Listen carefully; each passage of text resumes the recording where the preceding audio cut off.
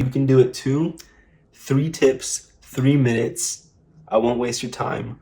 Let's do it. The first tip is to place stress on their collarbone through dumbbell exercises. Super important. Dumbbell exercises. Could be chest press, could be shoulder press, could be chest flies.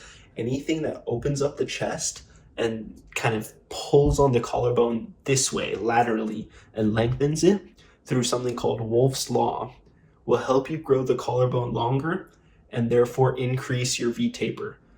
And the reason this works is because when you place stress on a bone, over time, you're basically telling the bone, hey, grow or die.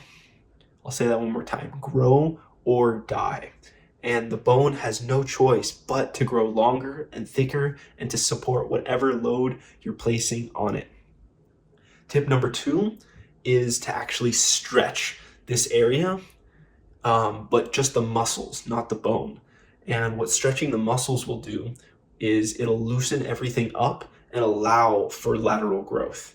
Now, the best exercise, if you don't do any other stretch, do this one. All right, grab a PVC pipe, fairly wide at first, and just do arm rotations back and forth.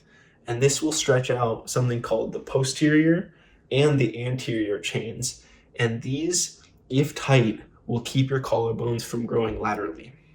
Now, the last tip is to beef up the muscles up here, and that mainly includes the shoulders through lateral raises. Just spam lateral raises and shoulder press.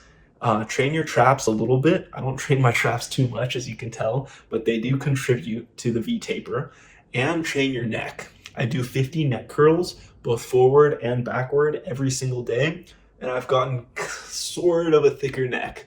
And all of that just contributes to the V-taper, because if you look bigger up here and smaller down there in the ab section, then you have a better V-taper. Now, this last little tidbit is to avoid training your obliques as much, because when you train your obliques, you're basically training your waist to grow wider, and that takes away from your V-taper.